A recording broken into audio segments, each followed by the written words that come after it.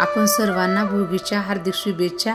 तर मग आज भोगीची मी काय बनवलेली आहे तर खिचडी बनवलेली आहे मिसळीची।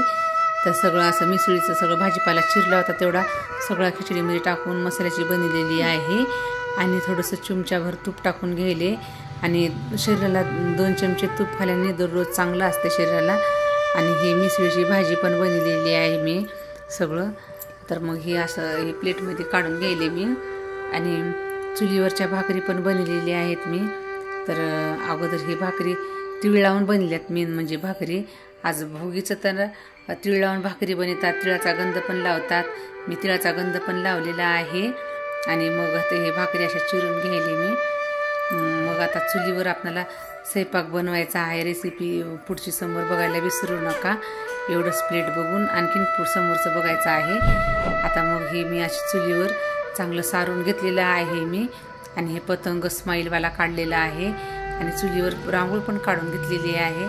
लहानपणी तर इच्छाच राहून गेली पतंग उडवायची। तर आता हे पतंग चुलीच्या बाजूला काढून मी इच्छा पूर्ण करून घेतलेली आहे। आता अशी रांगोळ टाकून घेतलेली आहे। तर मग उर्मिलाच्या अंगणामध्ये आपलं भरपूर मनापासून स्वागत आहे। तर मग आता ह्याला लाकडं पण लावायचे चुलीला, फक्त चूल सजून होत नाही, चुलीवर जाळ पण लावावं लागते। मग आता हे जाळ पण लावून घेतलेलं आहे मी। आणि मग आता याच्यावर लागणारं आपल्याला भांडं, हे मातीचं भांडं, हे भाजीपाला ते आणून ठेवलेलं आहे।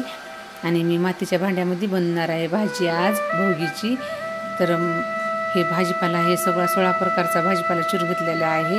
हे प्लेटमध्ये 13 सगळे आहेत भाजीपाला आणि दुसरीकडे 3 भाज्या आहेत आणखीन। तर हे सगळं घेतलेलं लसण, कढीपत्ता घेतला होता, तेल घेतलं होतं मी, आणखीन हे कोथिंबीर आहे आणि ही कांद्याची पात आणि ही मेथीची भाजी घेतलेली आहे अशी। मग आता हे चुलीवर आता चांगलं हे भांडं धुवून घेतलं होतं मी अगोदर चांगलं स्वच्छ। आणि हे चुलीवर ठेवायले मातीचे भांडे वापरण्याचं म्हणजे पद्धतशीरच ठेवावं लागतात आणि धुवून पण चांगले ठेवावं लागतात। त्याला आपलं ज्वारीच्या पिठाने घासावं लागतं थोडंसं लिंबू टाकून भांड्याला।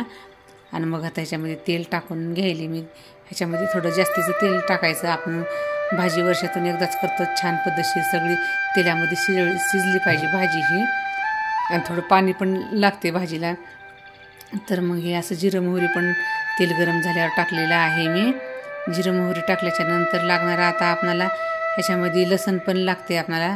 तर हे ह्याला पाठवड्याच्या शेंगा म्हणतात। मी एकदम चुकीनं कालच्या व्हिडिओमध्ये तर वालाच्या शेंगा म्हणले, याला पाठवड्याच्या शेंगा म्हणतात। हे वाळून पण ठेवल्यात मी आणि थोड्या हिरव्या पण घेतल्या होत्या अशा वाणाला द्यायला बायकांना। आणि मग हे लसण पण वाटून घ्यायले त्यामध्ये तोपर्यंत जिरं मोहरी चांगलं कडकड होते। मटक्याच्या भांड्यामध्ये स्वयंपाक बनताना थोडं पद्धतशीरच बनवावं लागते, जरा वेळ लागते पण टेस्ट खूप छान लागते हे भांड्यातली। आणि मी भाकरी पण ह्याच्यावरच करणार आहे, तव्यावरच करणार आहे मी मातीच्या। तर मी हे असं लसण टाकून घेतलेलं आहे। आणि मग लसण टाकल्याच्या नंतर हे कढीपत्त्याचं तर झाड आमच्या घरीच आहे। तर हे कढीपत्ता पण दररोज वापरते मी जेवणामध्ये। कधी कधी रात्रीच्या टाईम झाला तर तोडत नाही, पण दररोज तर मी झाडाचं तोडूनच टाकते स्वच्छ धुवून ते। आणि मग आता हे झाल्याच्या नंतर कढीपत्ता टाकल्याच्या नंतर आता ह्याच्यामध्ये लागणारी आपल्याला हळद टाकून घ्यायची अर्धा चमचा। आणि टाकल्याच्या नंतर मसाला तर बिलकुलच अजिबात वापरला नाही। हे हिरव्या भाज्या आहेत ना, ह्याचाच आपल्याला टेस्ट लागा म्हणून सगळे केलेलं आहे मी। आणि हिरव्या मिरच्या टाकल्या थोड्याशा 2-3 खुडून घेतल्या होत्या हुब्याच। आणि आपण हुबच वाण चिरायचं, सवाशीन बायका चिरत नसतात वाण। आणि हे माझ्या सगळं मिस्टरने चिरून दिलेलं आहे सगळं वाणाचं। बाकीचं सोलायचं होतं ते सोलून घेतलेलं आहे मी, शेंगा ते सगळ्या भाजी ते फक्त चिरायचं त्यांना काम सांगितलं होतं मी। तर मग आता हे चटणी लागणारी आता ह्याला 1 चमचा थोडीशी जास्त तिखट करून घ्यायचं आहे आपल्याला, थोडं जास्त टाकून। तिखट झणझणीत भाकरीसोबत चांगली लागते भाजी अशी।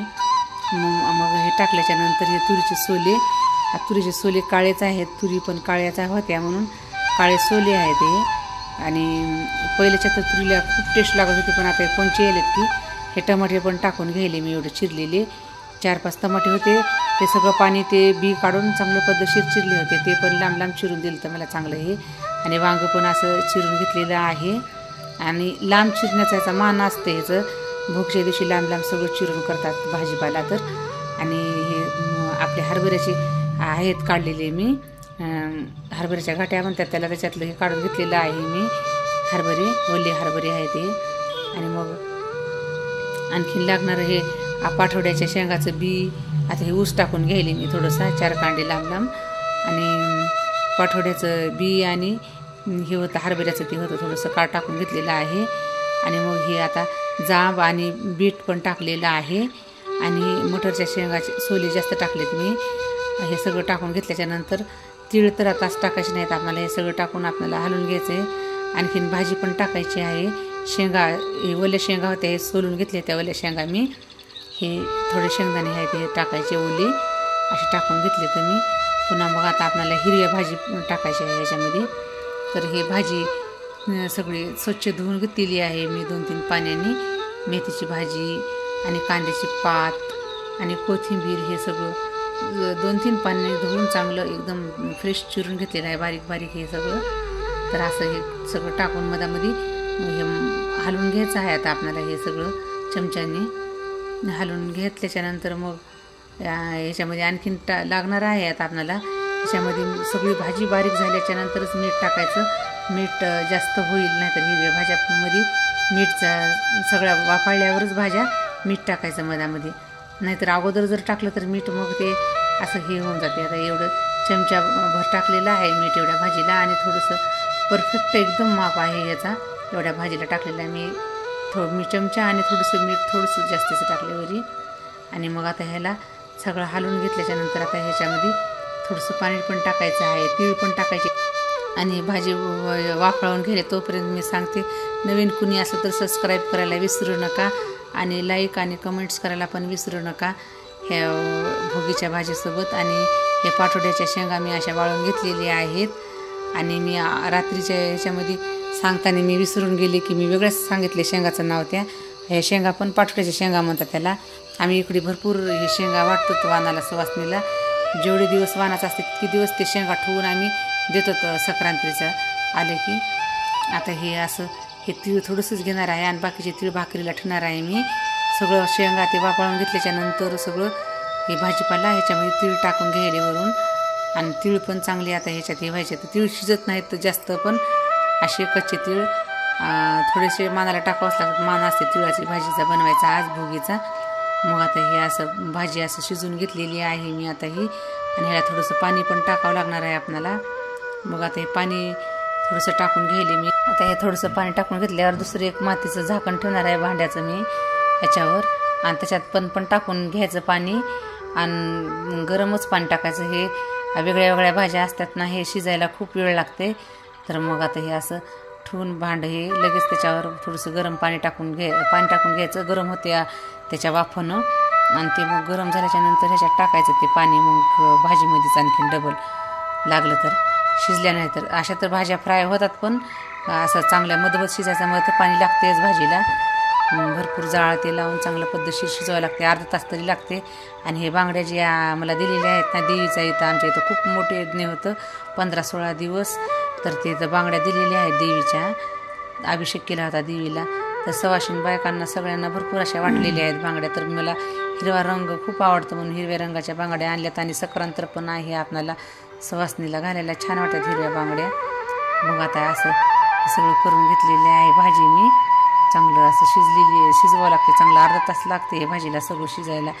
मग आता भाकरीची पण तयारी करायची आहे. असं झाकून न्यायला शिजू द्यायचं आपण भाजीला आणि भाकरी करायच्या. चला तर मग आज आता अर्धा तास झालेला आहे. मग आता अशी भाजी शिजलेली आहे. आता भाजी आणखीन एकदा तुम्हाला हाताने पण दाखवते भाजी शिजली की नाही ते काढून. खूप गरम गरम लागते मटक्यातली भाजीचं हे सगळं. इतकं टेस्ट आहे ना मटक्यातल्या भाजीचं. मी अगोदर पण कांद्याची पात वांगी टाकून आणि वांग्याची भाजी भरलेली वांग्याची भाजी केली होती. खूप टेस्ट झालं होतं हे सगळा स्वयंपाक. आणि ही भाजी पण टेस्ट झाली असं मला असं वाटते. तर आपण मनापासून काही पण स्वयंपाक केलं तर टेस्टीच होते. मग आता हे तवा पण मातीचाच घेतलेला आहे मी. मातीच्याच तव्यावर मला भाकरी पण करायची आहेत. तर मग गरम व्हायला खूप वेळ लागते मातीचा तवा. तर मी अशी तवा गरम व्हायला अगोदर ठेवायले. आणि हे पीठ चुरून घेते आता सगळं. हे भाजीचं भांडं बाहेर ठेवून आता हे इकडे ठेवलेलं आहे. मी पीठ चुरून घ्यायले मी पटकन. आणि भाकर तर मला एकच तिळाची 1-2 करून दाखवणार आहे मी. थोड्या जास्त करणार आहेत, पण मी भाकरी एवढ्याच तुम्हाला दाखवायपुरत्याच दाखवायला 2 मी. तर मी अशा भाकरी करून घेते मी. आणि असं पीठ असं हाताने असं गोल गोल करून त्याच्या मधातला जे उंडा आहे ना ते काढून घ्यायचा, तर भाकरीचं लेवल बराबर येते एकदम चांगलं आपल्या. आणि मग आता हे पीठ लावायला घेतलेलं आहे असं मी. आता पीठ लावल्याच्या नंतर आपण भाकर थापतानीच थोडंसं तीळ टाकून घ्यायचे असते थोडेसे. तर पीठ लावून घेतले हाताला, थोडंसं तीळ टाकून घ्यायचे. तर लगेच मी आता थोडंसं थापल्यावर तीळ टाकून लावून घेतली याच्याला आता. आणि तव्यावर पण आपल्याला तीळ टाकायचे आहेत. असे तीळ भाकरीवर टाकून घेते मी. थोडीशी अर्धी भाकर भाजल्यावर गच्च तीळ बसतात म्हणून मी आणखीन टाकून थापणार आहे भाकरीवर, आणि चिटकणार नाही तव्याला असेच तीळ असे टाकल्याने. तर माझी आई लहानपणी करत होती ना, मी बघत होते अशीच तिळाच्या भाकरी. तर पद्धतशीर आता हे करून घ्यायली मी अशीच भाकर. आणि भाजीमध्ये तीळ, आज तिळाचा भरपूर मान असते. सूर्यदेव पण असं तिळाचाच गंध लावते. आज त्यांच्या मुलाला भेटायला जाते तर. आणि छोटंसं चिपटं पण केलेलं आहे मी अग्नी देवीसाठी. तर हे देवीला हे नैवेद्य असा चांगला भाजून दाखवणार आहे मी. हे भाजून दोन्हीकडून पण भाजायचा आणि टाकायचं, कच्चं टाकायचं नाही असं अग्नी देवीला. आणि थोडंसं पाणी पण टाकावं लागते मग नैवेद्य झाल्याच्या नंतर.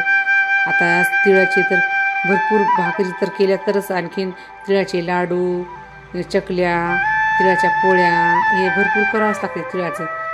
आणि ह्याच महिन्यात तिळ खातात का तर थंडी असते. असं धूपम दीपम नैवेद्य म्हणून टाकून द्यायचं देवीला. आणि आपणाला पण अन्न भरपूर देवाई म्हणायचं आपणाला चांगलं खायला असंच. आणि मग आता हे भाकर अशी करून घेतलेली आहे मी. आणि दोन्ही हाताने असं पद्धतशीर टाकून घ्यायली मी तव्यावर. आता तव्याला असं आता पाणी आता आपण चांगलं पाणी फिरून घ्यायचं भाकरीला चांगलं, ताकी आपली भाकर बाजूने पण कोरडलेली नाही व्हायला पाहिजे. तर तव्यावर पण तीळ टाकले होते थोडीशी मी अगोदर. आज तिळाचं सगळं भरपूर असते ते करायचं. तर हे करून घेतलेली आहे भाकर मी अशी. आणि हे मातीचा तवा असल्यामुळं भाकर लवकर भाजत नाही. तरी पण मी भाकर कशी तर कोशिश करून केलेली आहे याच्यावर भाकर. तर आणि लोखंडाचा तवा पण होता, पण मी मातीच्याच त्यावर भाकर करते म्हणून मला आवड होती. आता हे भाकर भाजायची तोवर आता दुसरी पण भाकर करून घेतलेली आहे मी. ह्याला पण असेच तीळ लावून घेतलेत मी अगोदर. तीळ असं गच्च बसतात असेल तीळ लावल्याने भाकरीला. आणि ही भोगीच्या दिवशी पण आता ही भोगीची भाकर आपण संक्रांत झाली की किकरा तर येते ना, त्या दिवशी खायची. 2-3 दिवस ठेवून थोडासा तरी तुकडा ठेवून त्या दिवशी खायचा. दुसऱ्या दिवशी तिसऱ्या दिवशी आता ही भाकर तर शिडी भाकर अशी ही भाकर आणखीन एक टाकून घ्यायली मी. असं मी लहानपणापासूनच बघत असते मी. आणि ऐकलेलं पण आहे खूप दिवसापासून. हे भाकर का खातात मला माहीत नाही. तुम्हाला माहिती असेल तर कमेंट करून सांगा की हे संक्रांत झाल्याच्या नंतर दुसऱ्या दिवशी भाकर शिळी, आजची भाकर शिळी का खातात ते तुम्हाला माहिती असेल तर कमेंट्स करून सांगा मला. आणि ही दुसरी पण भाकर अशी भाजून घेतलेली आहे मी. आणि मग आता आपल्याला हे भाजी आणि हे भाकर पण प्लेटमध्ये घ्यायची आहे. आता हे भाकर टाकून घेतली. भाकर पण अशी मी मोडून घेतलेली आहे. आणि भाजी इकडे करून बाजूला ठेवलेली होती मी. मला हे मातीचं भांडं असते ना खूप जपून ठेवा वाटते मला. आणि फुटायची भीती वाटते म्हणून मी पद्धतशीरच ठेवते मी हे सगळं. तर घातल्यावर पण मी ह्याच्यात ठेवते मी चांगलं. एक शिकं केले त्याच्यामध्ये शिक्यामध्येच ठेवते मी मातीचे भांडे हे सगळे एकावर एक सगळे ठेवून. आणि ही पण भाकर भाजलेली आहे थोडीशी. बिलकुलच हार पडला नाही. मी तव्यावरच भाजायला उशीर व्हायला आहे मला सगळ्या स्वयंपाकाला ह्या. तर हे सगळी मिसळ भाजी भोगीची. या मग जेवायला उर्मिलाच्या अंगणामध्ये आपण सर्वांचं स्वागत आहे. तर हे भाजी अशी करून घेतलेली आहे मी. आता हे असं भाकर घेतलेली आहे आणि तिळाचा गंध पण लावलेला आहे. उर्मिलाच्या अंगणामध्ये आपण सर्वांचं स्वागत आहे. आवडलं तर लाईक आणि सबस्क्राईब करायला विसरू नका.